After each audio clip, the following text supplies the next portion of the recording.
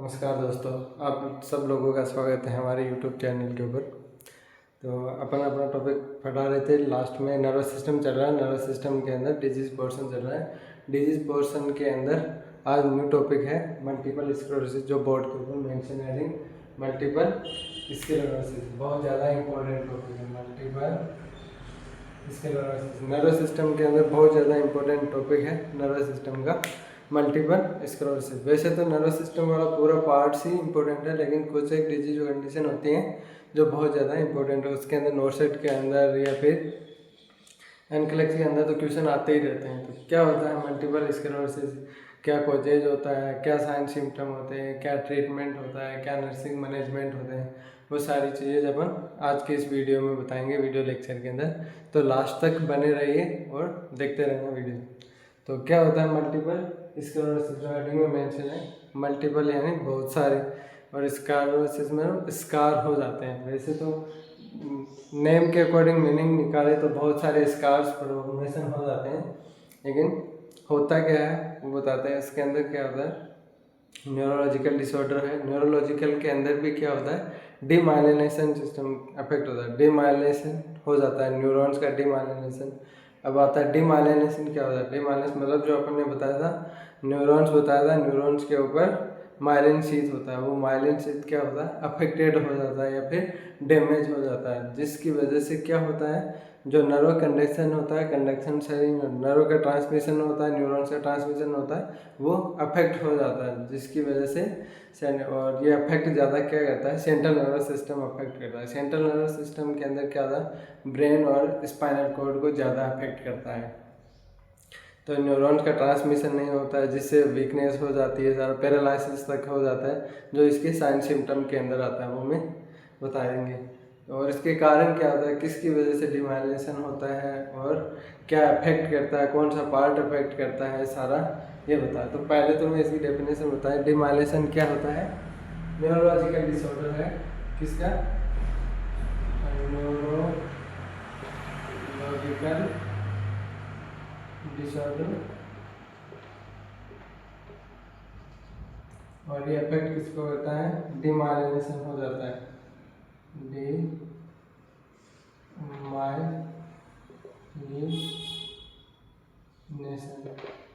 Demyelination का मतलब क्या होता है, जो माइलिन शीथ होते हैं नर्व सिस्टम, वो अफेक्ट हो जाती है या फिर डैमेज हो जाता है। माइलिन शीथ डैमेज या फिर डिस्ट्रॉय हो जाता है, उसको बोलते हैं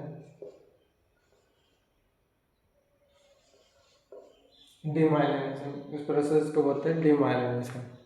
तो इससे क्या अफेक्ट होता है, क्या होता है, नर्व कंडक्शन सही नहीं होता, नर्व इम्पल्सेस अफेक्ट।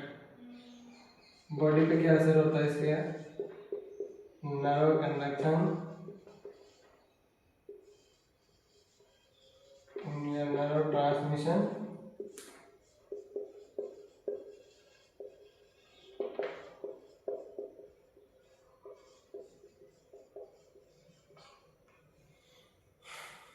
जिसकी वजह से नर्व कंडक्शन अफेक्ट हो जाता है, या जो न्यूरॉन्स होते हैं, न्यूरॉन्स के ऊपर जो नर्व हो जाती है वो डैमेज हो जाती है। न्यूरॉन्स की मैंने स्ट्रक्चर बनाई थी, वो बताया था। उसके अंदर यहाँ बनी होती है, जैसे ये है सेल बॉडी नर्वस सिस्टम की,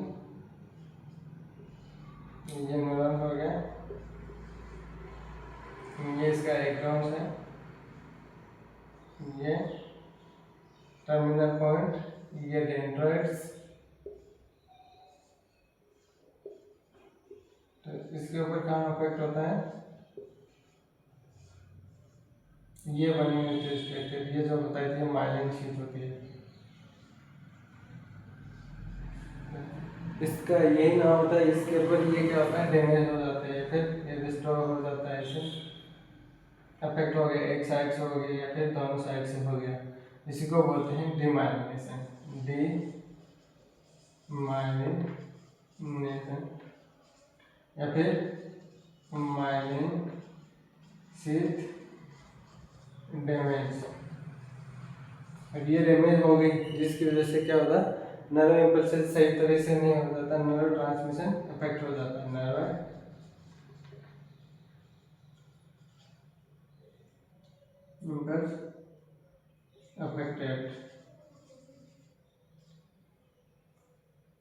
और ये हो गया। और सबसे ज़्यादा इफेक्ट कौन सी को नर्व करता है, जो याद रखने वाली चीज़ है इसके अंदर इम्पोर्टेंट, ये ऑप्टिक नर्व को ज़्यादा इफेक्ट करते हैं, मतलब ऑप्टिक एरिया को ज़्यादा इफेक्ट करते हैं। नर्व कंडक्शन कौन से एरिया को इफेक्ट करेगा, ऑप्टिक नर्व, फिर ऑप्टिक काइज्मा के ऊपर ज़्यादा इफेक्ट करता है। ऑप्टिक काइज्मा क्या होता है, काइज्मा जहाँ पे अक्सर जैसे स्ट्रक्चर, जैसे दो नर्व आपस में मिलके अलग अलग डिफरेंट साइड में जा रहे हैं, जहाँ जिस पॉइंट पे मिलते हैं उसको बोलते हैं काइज्मा। तो जैसे जैसे नर्व आती है राइट आई वाली लेफ्ट साइड से आती है, लेफ्ट आई वाली राइट साइड से आके जहाँ पे जिस पॉइंट पे मिलते हैं उसको बोलते हैं काइज्मा। ये अफेक्ट हो सकते हैं। और सबसे ज़्यादा इम्पोर्टेंट इसका कॉजेज क्या है कि जिसकी वजह से ये होता है, सब इम्पोर्टेंट चीज़ ये है कि ऑटो इम्यून, खुद की इम्यूनिटी होती है जिसकी वजह से भी इफेक्ट हो सकता है, या फिर कुछ बैक्टीरियल कॉजेज होते हैं, बैक्टीरियल इन्फेक्शन हो गया जिसकी वजह से भी हो सकता है। और वायरल इन्फेक्शन हो गया, वायरल इन्फेक्शन के अंदर कुछ भी हो सकता है, जैसे मीजल्स हो गया, मम्स हो गया, herpes वायरस हो गया, HIV वैसे अदर्स कॉजेज के अंदर आ रहा है। HIV वैसे इम्यून सिस्टम अफेक्ट करती है, इम्यून डिफिशिएंसी हो जाती है जिसकी वजह से भी कोई भी वायरल इन्फेक्शन हो सकता है। और वायरल इन्फेक्शन होकर क्या हो सकता है, ये डिजीज मल्टीपल स्क्लेरोसिस करती है, मतलब डिमाइलिनेशन कर सकता है। डिमाइलिनेशन मतलब माइलिन को अफेक्ट कर सकता है, जिसकी वजह से नर्व कंडक्शन नहीं हो पाएगा, नर्व ट्रांसमिशन नहीं हो पाएगा। ये इसके मोस्टली कॉजेज होते हैं, जिसके अंदर मैंने बताया बैक्टीरियल इन्फेक्शन हो गया, एडिनो वायरस हो गया, MMS हो गया, मल्टीपर्पज वो मम्स हो गया, मिजल्स हो गया, HIV हो गया, herpes वायरस हो गया, एडिनो वायरस हो गई, ये सारे वायरल इन्फेक्शन। अदर्स के अंदर भी कुछ आ सकते हैं, जैसे मैं बताया इम्यूनो डिफिशियंसी होगी, किसी भी पेशेंट के अंदर इम्यूनो डिफिशियंसी हो चुकी होती है, उसके अंदर भी मल्टीपल स्क्लेरोसिस हो सकता है। इसके मोस्टली यही कारण माने जाते हैं। और इसके बाद में क्या होता है, साइन सिम्टम क्या होता है, साइन सिम्टम्स के अंदर सबसे ज़्यादा पूछे जाने वाला साइन सिम्टम क्या होता है कि मल्टीपल स्क्लेरोसिस के अंदर अर्ली साइन सिम्टम क्या होता है। मल्टीपल स्क्लेरोसिस के अंदर अर्ली साइन सिम्टम होता है डिप्लोपिया। बहुत ज़्यादा पूछा हुआ, बहुत ज़्यादा क्वेश्चन पूछा हुआ है, सभी के अंदर पूछते हैं, RPSC से लेके एनकलेक्स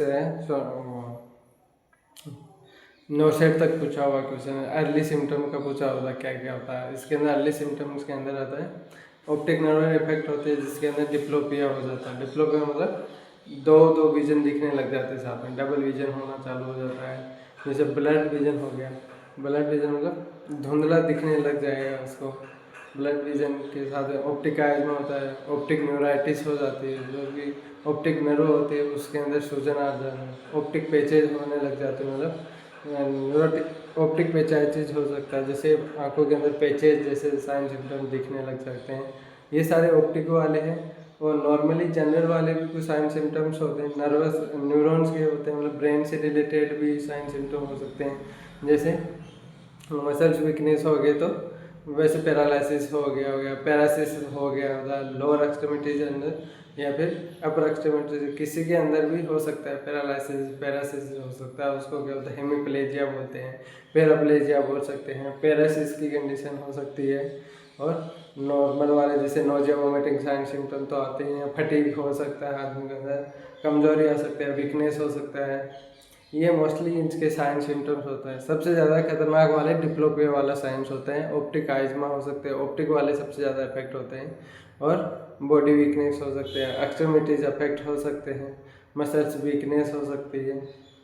ये इसके सारे साइन सिम्टम है। तो पहले मैं ये कॉजेज बता देता हूँ, कॉजेज क्या है कि कौन कौन से कारण की वजह से मल्टीपल स्क्लेरोसिस हो सकता है। ये बताया था, इसके अंदर ये सारे डैमेज हो सकते हैं, माइलिन हो सकती है, जिसकी वजह से माइलिन अफेक्ट हो सकती है, उसकी वजह से मल्टीपल स्क्लेरोसिस होता है।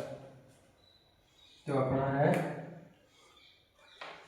दूसरा कॉजेज क्या होता है। वैसे तो इसके अंदर ये होना है, एग्जैक्ट कॉजेज पता ही नहीं होता एग्जैक्ट कॉजेज कौन है, लेकिन कुछ रिस्क फैक्टर होते हैं वो जाते हैं, एग्जैक्टली अननोन होता है, एग्जैक्टली अननोन फैक्टर होता है, बट रिस्क फैक्टर होता है इसके अंदर, उसको मानते हैं हम। रिस्क फैक्टर के अंदर आता है bacterial infection, bacterial infection. Bacterial के अंदर, बैक्टीरियल इन्फेक्शन के अंदर कोई भी आ सकता है, जैसे पोलियो वाले आ सकते हैं, और दूसरा होता है वायरल इन्फेक्शन। वायरल इन्फेक्शन के अंदर एडिनो वायरस एग्जाम्पल मान लेते हैं, एडिनो वायरस, herpes वायरस हो सकता है, herpes, मम्स, मीजल्स वाले भी हो सकते हैं, HIV वाले हो सकते हैं। HIV तो अदर्स के अंदर भी आ सकते हैं, इसके अंदर इम्यूनो कॉम्प्रोमाइज पेशेंट आ सकता है, इम्यूनो कॉम्प्रोमाइज, इसलिए इम्यून सिस्टम इफेक्ट हो सकता है उसके अंदर, तो ओबियसली होने के चांसेस होते हैं। कुछ एलर्जिक रिएक्शन हो सकते हैं जिसकी वजह से भी हो सकता है, एलर्जिक रिएक्शंस जिसकी वजह कुछ एलर्जी हो गई जिसकी वजह से इम्यून सिस्टम इफेक्ट हो गया, इम्यून सिस्टम इफेक्ट होते ही मल्टीपल स्क्लेरोसिस होने के चांसेस होते हैं। और कुछ एनवायरमेंटल फैक्टर भी होते हैं जिसकी वजह से भी हो सकता है, एनवायरमेंटल फैक्टर। कुछ जेनेटिक कॉजेज भी हो सकते हैं, जैसे किसी फैमिली का मेंबर इफेक्ट हुआ, वो पहले फर्स्ट पीढ़ी के अंदर और फिर वापस जीन की वजह से आ गया और दूसरी पीढ़ी के अंदर, तो जेनेटिक कॉजेज भी हो सकता है, जेनेटिक कॉजेज या जेनेटिक फैक्टर, ये अपन रिस्क फैक्टर के अंदर मान सकते हैं। मतलब ऑब्वियसली ये सारा कारण नहीं है, मतलब कि 100% इसी से होता है, एग्जैक्टली तो अपन मान नहीं सकते, लेकिन रिस्क फैक्टर बताया कि इसकी वजह से हो सकता है। और ये सारे इसके अंदर कॉजेज होते हैं जो अपन ने बताया। अब आता है इसका साइन सिम्टम्स आते हैं, क्या क्या साइन सिम्टम्स जो मैंने बताए थे कि वीकनेस वगैरह हो सकती है, और सेंसरी इफेक्ट हो सकता है, पैरालिसिस हो सकता है, एक्सट्रीमिटीज इफेक्ट हो सकते हैं, ये सारे इसके अंदर सिम्टम्स आ रहे हैं।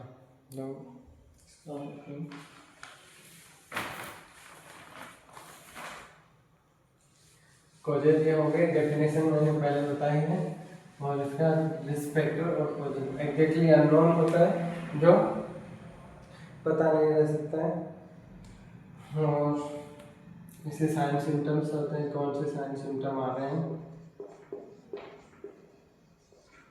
Sign symptoms. साइन सिम्टम्स के अंदर सेंसरी प्रॉब्लम आती है, इसके अंदर सबसे ज़्यादा सेंसरी प्रॉब्लम्स होते हैं, लेकिन जो सबसे ज़्यादा इम्पोर्टेंट साइन सिम्टम होता है वो बहुत अर्ली होता है। अर्ली में कौन सा होता है, ऑप्टिक, और ये एग्जाम्स में पूछा हुआ भी है, अर्ली में है डिप्लोपिया, बहुत ज़्यादा इंपॉर्टेंट साइंस होता है, बहुत ज़्यादा एग्जाम में पूछा होता है, डिप्लोपिया हो जाता है। इसका मतलब क्या होता है, डबल विजन, डबल विजन, और एक्सट्रीमिटीज इफेक्ट होते हैं, तो सेंसरी इफेक्ट हो गया, डिप्लोपिया हो गया, डबल विजन हो गया, और ब्लड विजन, ब्लड विजन हो जाता है, और ऑप्टिक पैचेज हो सकता है, ऑप्टिक पैचेज, ऑप्टिक न्यूराइटिस,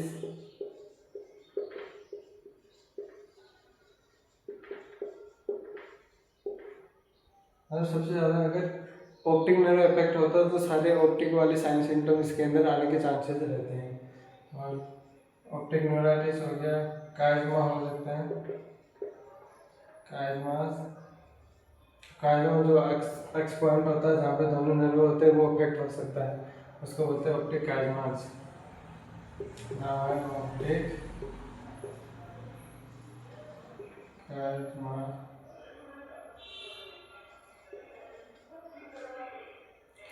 और एक्सट्रीमिटी इफेक्ट हो सकती है तो पैरालिसिस वगैरह वो भी हो सकता है। अर्ली सिम्टम का जरूर ध्यान रखना है इसके अंदर। मसल्स वीकनेस हो सकती है, मसल्स वीकनेस, पैरालिसिस हो सकता है, पैरास्थीसिया मतलब वीकनेस हो गई, कोई भी पार्ट होता है वो वीकनेस हो जाता है। एक्सट्रीमिटीज अफेक्ट हो सकते हैं इसके अंदर। एक्सट्रीमिटीज अफेक्टेड मतलब चारों हो गई तो चार के अंदर अफेक्ट हो गया, अपर और लोअर दोनों अफेक्ट हो सकते हैं। हेमिप्लेजिया, पैराप्लेजिया ये हो सकता है इसकी वजह से। हेमिप्लेजिया, पैराप्लेजिया, हेमिपेरासिस मतलब हाफ पार्ट सूजन हो सकता है। हेमिप्लेजिया ऊपर के अप्रॉक्सिमेटिव और लोअर हो गया, इसको बोलते हैं पैराप्लेजिया। अपर और लोअर दोनों हो गया, उसको पैराप्लेजिया बोलते हैं। और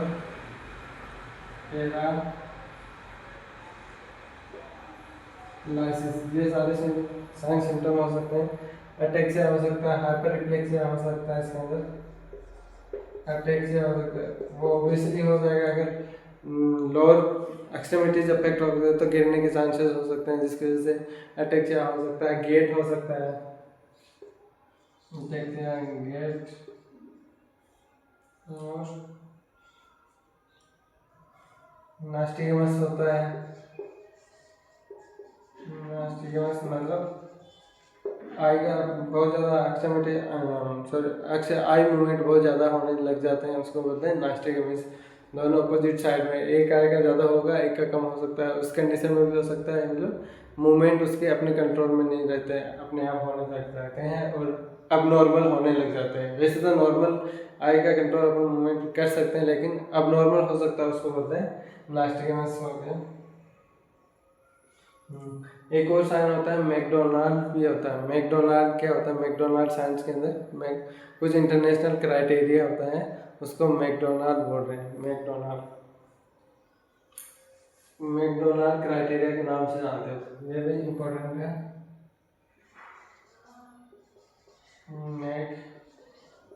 मैकडोनाल्ड क्राइटेरिया,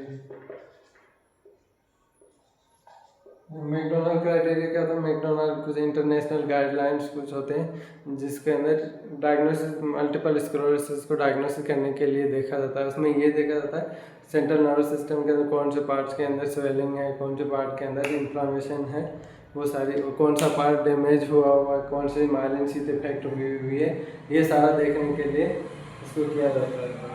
ये मैकडोनाल्ड साइन है। मैकडोनाल्ड साइन के बाद बहुत ज़्यादा इम्पोर्टेंट है ये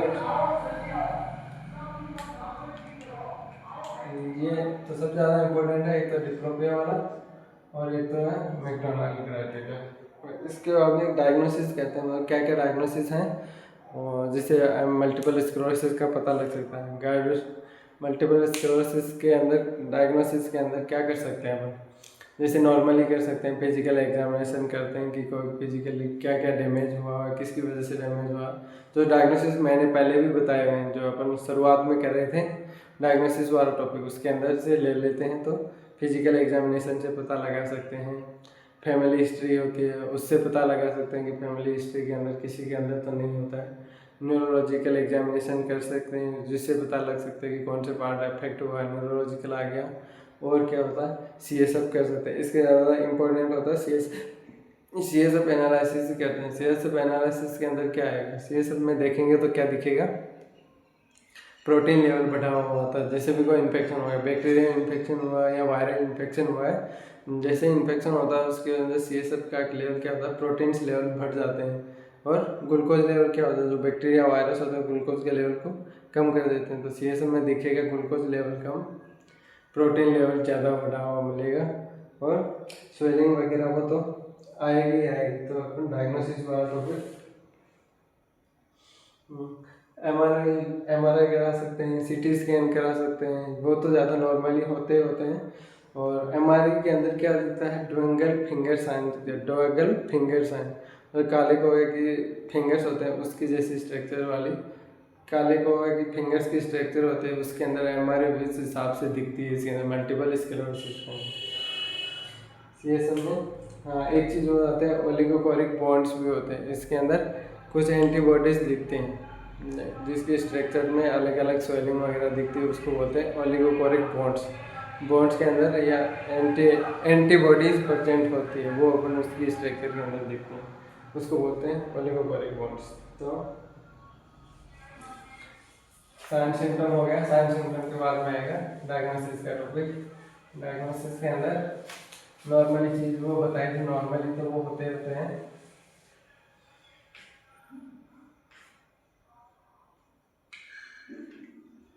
फिजिकल एग्जामिनेशन करते हैं इसके अंदर।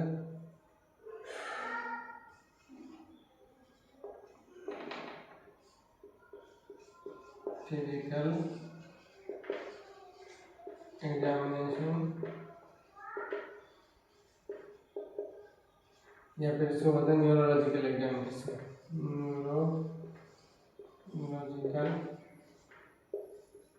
एग्जामिन दूसरा है फैमिली हिस्ट्री।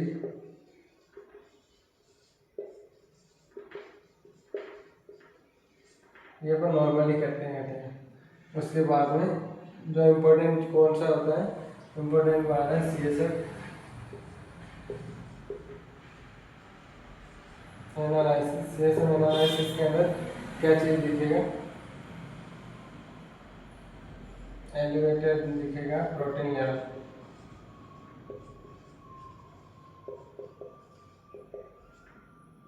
और इसका कलर कैसे दिखेगा, ब्लर के मतलब clear vision. Normal CSF clear होता है लेकिन इसके अंदर क्लियर नहीं होगा, डर्टी विजन दिखेगा, डर्टी या फिर blur. Protein level elevated, glucose level down, decrease glucose, not clear visualize CSF,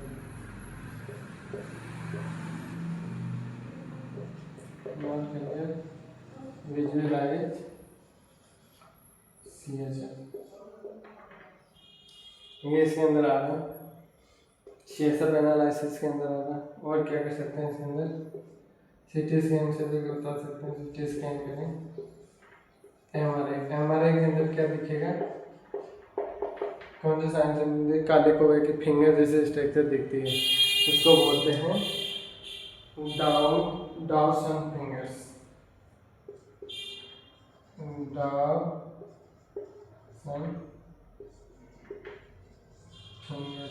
ये दिखते हैं, ये भी इम्पोर्टेंट है। जो चीज़ देखने वाली है, एक तो CSF वाला इम्पोर्टेंट है, एम.आर.आई देखते हैं, डाउन सिंड्रोम। साइन सिम्टम्स के अंदर डिप्लोपिया वाला देखते हैं, तो ये नॉर्मली साइन सिम्टम प्रेजेंट होते हैं। एक और बताते हैं कौन सी जो एंटीबॉडीज प्रेजेंट होती है, ओलिगोक्लोनिक एंटीबॉडीज भी बोलते हैं, ओलिगोक्लोनल बॉन्ड्स भी बोलते हैं, ओलिगोक्लोनल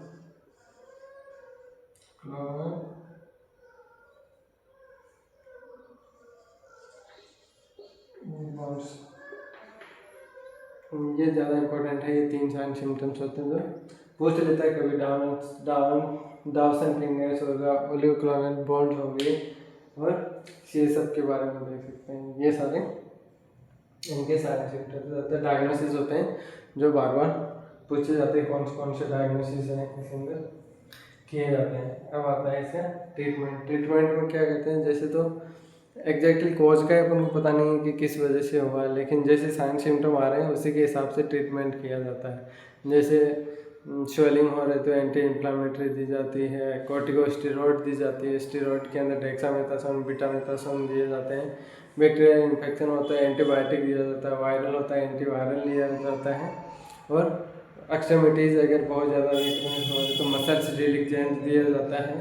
और नॉर्मली वही चीज़ ध्यान में रखा, जब और नर्सिंग, इसके अंदर नर्सिंग इंटरवेंशन भी ध्यान में रखता है, ब्लैडर बाउल कंट्रोल के बारे में बताया जाता है, और फिजिकल थेरेपी दी जाती है, ऑक्यूपेशनल थेरेपी दिया जाता है। ये सारे इसके नॉर्मली ट्रीटमेंट, जैसे साइन सिम्टम दिखे उसी के हिसाब से नॉर्मली ट्रीटमेंट किया जाता है। और इसका एग्जैक्टली तो ट्रीटमेंट है भी नहीं, एग्जैक्टली कॉज का नहीं पता तो ट्रीटमेंट तो ऑब्वियसली नहीं हो पाएगा। तो इसका मैं लिखता हूँ ट्रीटमेंट, क्या क्या ट्रीटमेंट किया जाता है। ट्रीटमेंट के अंदर आ रहा है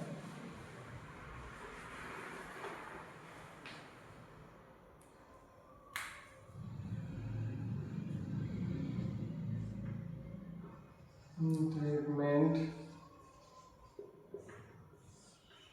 स्टेरॉइड दिया जाता है, corticosteroid, steroid example dexamethasone, betamethasone, dexamethasone, betamethasone, ज़्यादा इसमें दिया जाता है। एंटी इन्फ्लामेटरी दी जाती है, एंटी इन्फ्लामेटरी ड्रग्स इन्फ्लामेशन को कम किया जाता है, जैसे स्टेरॉइड भी कम करती है, इसको भी बात है। एंटी एलर्जिक दी जाती है, कोई अगर एलर्जी की वजह से हुआ हो तो एंटी एलर्जिक ड्रग्स स्टेरॉइड दी जाती है। दूसरा क्या होता है, ऑटो इम्यून इफेक्ट हुआ तो इम्यूनिटी को रोकने के लिए भी दिया जाता है। दूसरा क्या है, मसल्स रिलीजन, मसल्स के अंदर बहुत ज़्यादा मूवमेंट हो रहा है तो मसल्स रिलीजन दिया जाता है। मसल्स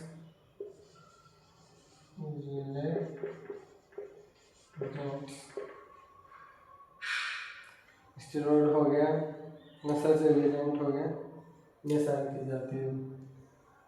आदि अनेक प्रकार की दवाएं दी जाती है जो साइन सिम्टम होते हैं उसी के हिसाब से दी जाती है। कुछ नर्सिंग इंटरवेंशन होता है जिसके अंदर फिजिकल थेरेपी दी जाती है, ऑक्यूपेशनल थेरेपी प्रोवाइड की जाती है, बाउल ब्लैडर कंट्रोल की ट्रेनिंग दी जाती है। अगर मसल्स का कंट्रोल नहीं है, लोअर एक्सट्रीमिटीज अफेक्ट हो गई तो वैसे ही यूरिन पास आउट होने लग जाएगा, बाउल कंट्रोल सही नहीं होगा तो उसके लिए ट्रेनिंग दी जाती है। उसको नर्सिंग इंटरवेंशन में लिख देते हैं अपन,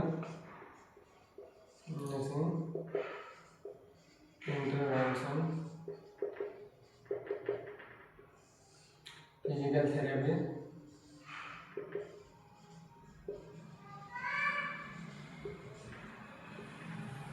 दूसरा ऑक्यूपेशनल,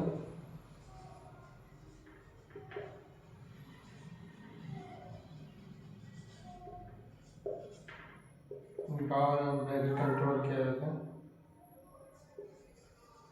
बाउल एंड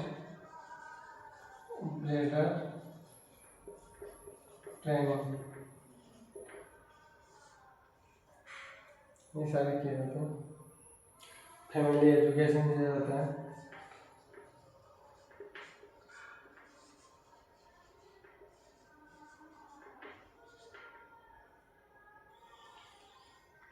तो ये था अपना एक मल्टीपल स्क्लेरोसिस का छोटा सा टॉपिक, जो जाते टाइम एग्जाम के टाइम देख लेंगे तो अपन को पता लग जाएगा क्या मल्टीपल स्क्लेरोसिस होता है, जो शॉर्टली मैंने डिस्क्राइब किया है। बहुत ज़्यादा इतना ध्यान में रखोगे तो सारा समझ में आ जाएगा। तो बता देते हैं शॉर्टली क्या होता है। मल्टीपल स्क्लेरोसिस क्या होता है, न्यूरोलॉजिकल और डिमाइलिनेशन डिसऑर्डर होता है, एक्यूट और क्रोनिक होता है, मतलब एक्यूट नहीं, क्रोनिक होता है, प्रोग्रेसिव होता है, मतलब लंबे टाइम पे चलने वाला होता है और इसका कोई ट्रीटमेंट भी नहीं होता है, तो नो ट्रीटमेंट डिसऑर्डर होता है।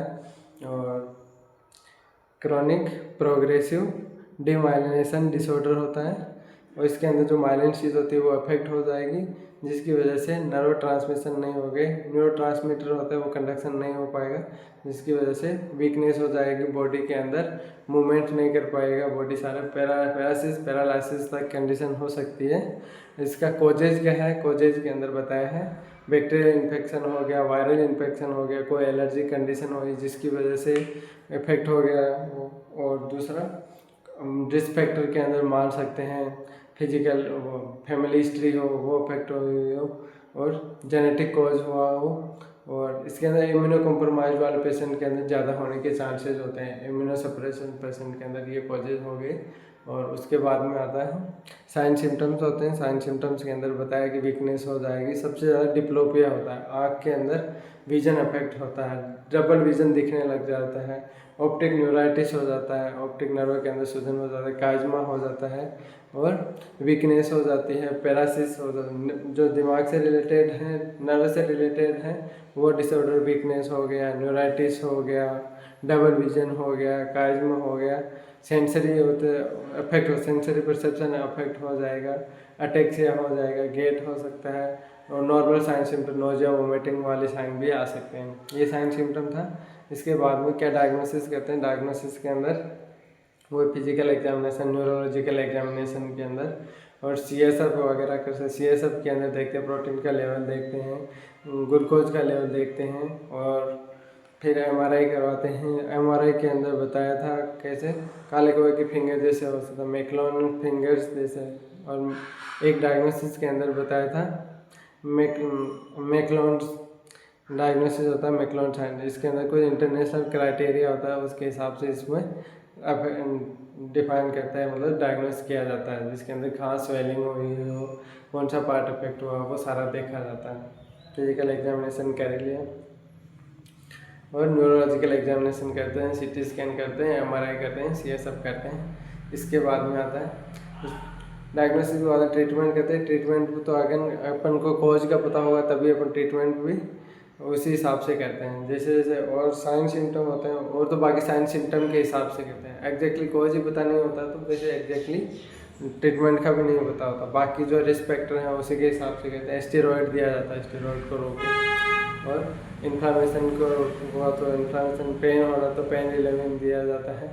और इम्यूनो कॉम्प्रोमाइज होते हैं, इम्यूनो कॉम्प्रोमाइज वाली टाइप दी जाती है, उसको वायरल से प्रोटेक्शन किया जाता है, बैक्टीरियल इन्फेक्शन से प्रोटेक्शन किया जाता है। और इम्यूनो कॉम्प्रोमाइज हो तो इम्यूनो कॉम्प्रोमाइज वाली ड्रग्स दी जाती है। बस ये था इसके ट्रीटमेंट वाला सिम्टम। और कुछ नर्सिंग इंटरवेंशन वो ध्यान में रखा जाता है, पेशेंट गिर नहीं जाता है वो ध्यान में रखा जाता है। फिजिकल एग्जामिनेशन वाले फिजिकल एजुकेशन दी जाती है, फैमिली हिस्ट्री दी जाती है, फैमिली एजुकेशन दी जाती है, फिजिकल एग्जामिनेशन करते हैं, बाउल और ब्लैडर ट्रेनिंग दी जाती है। तो ये सारे नर्सिंग इंटरवेंशन था। तो ये अपना छोटा सा टॉपिक, आई होप आपको समझ में आया होगा, मल्टीपल स्क्लेरोसिस। तो लास्ट तक देखते रहने, धन्यवाद।